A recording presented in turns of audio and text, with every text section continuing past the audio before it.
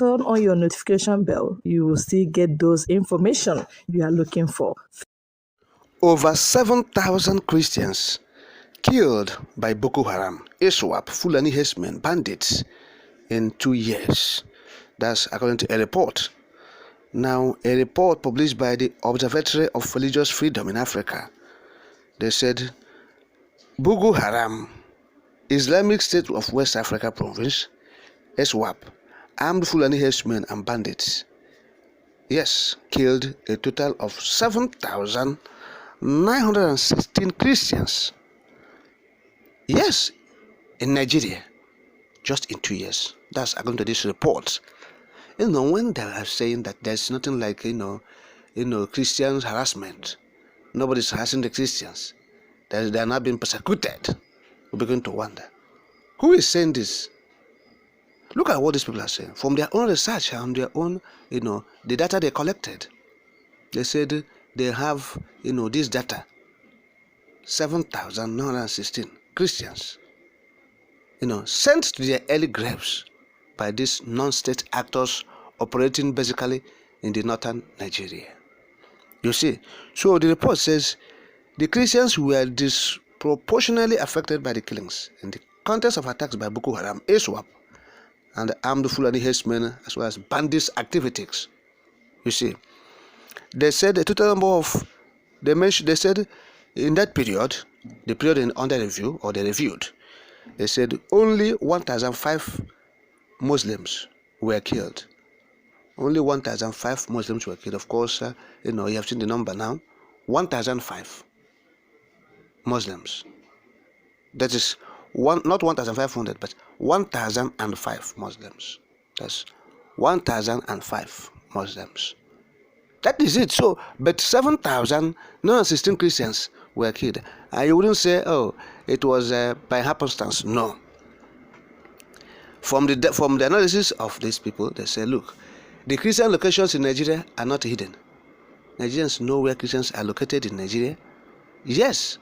So the data, according to the report, of course, they listed the report in 4 key findings.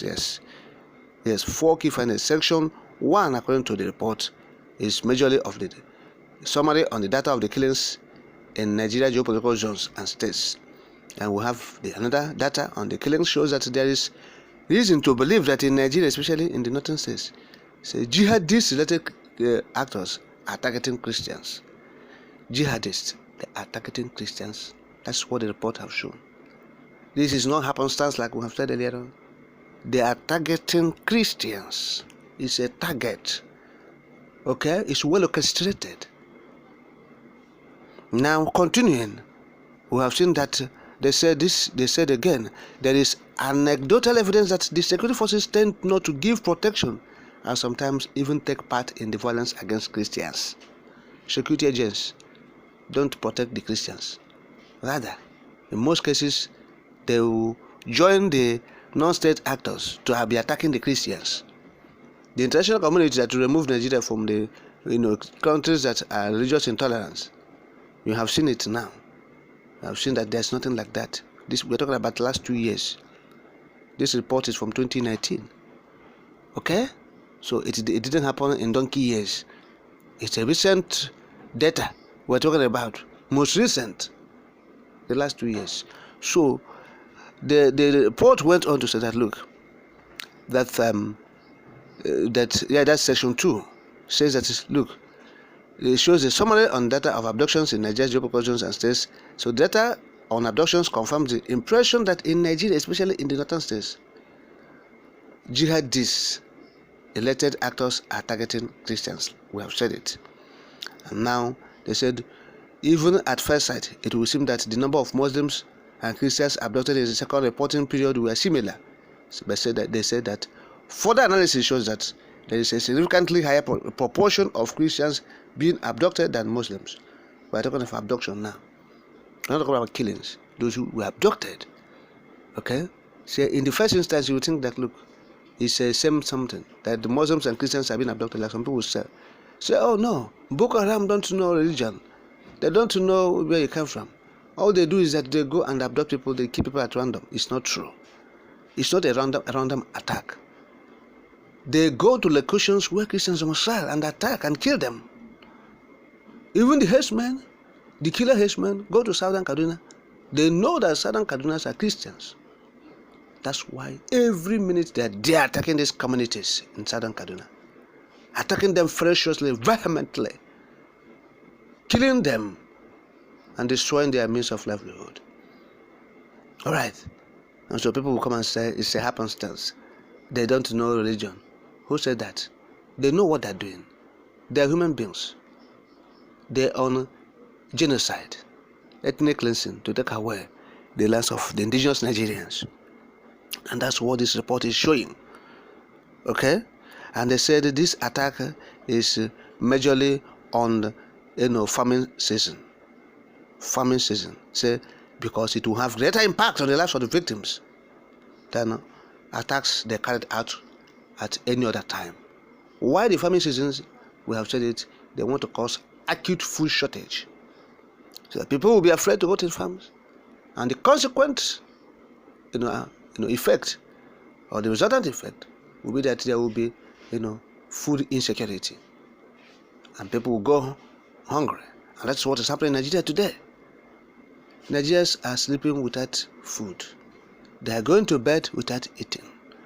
If you are in Nigeria and you can get 1 square meal a day, you are a rich man. It's a luxury now in Nigeria to get 1 square meal a day. That is the situation Nigerians have found themselves. And when they say that in a wartime, people shouldn't misconstrue it to be a propaganda. But it's a real fact happening. People are not getting what the body needs. Okay? Yes, they are suffering from malnutrition. Adults, children, alike. It's only people in government who are stealing government money that can comfortably say yes, we can. We are sure of 3 square meal a day, nutritious meal. Only those who are stealing government money and a handful of private enterprises, just 1 or 2, few persons that are not in government can say we can. The rest of Nigerians, over 80% of Nigerians are languishing abject poverty, scarcity of food. All right, and so orchestrated by the activities of these henchmen, bandits, Boko Haram, being protected by the security agents. We have said, the report said it here, they are being protected. We are saying it, they say propaganda. They always are part of IPOB propaganda. You have said it, the report, we have shown the report where it came from. We said the report came from Observatory of Religious Freedom in Africa. There's something like IPOB here. And so they're the ones saying it. That the army, security agents are protecting those people who are killing Nigerians. And in most cases, they are helping them. They are aiding and abetting them. That is what is happening. So, even from this report, we have said that even the report did not capture everything that happened within the period they reviewed. They actually, admitted that they did not capture everything that happened within that period, because it is not possible that they will gather everything that happened. So that is it. That is what happened in Nigeria from October 1, 2019 to 30 September 2020. That's the first phase, and the second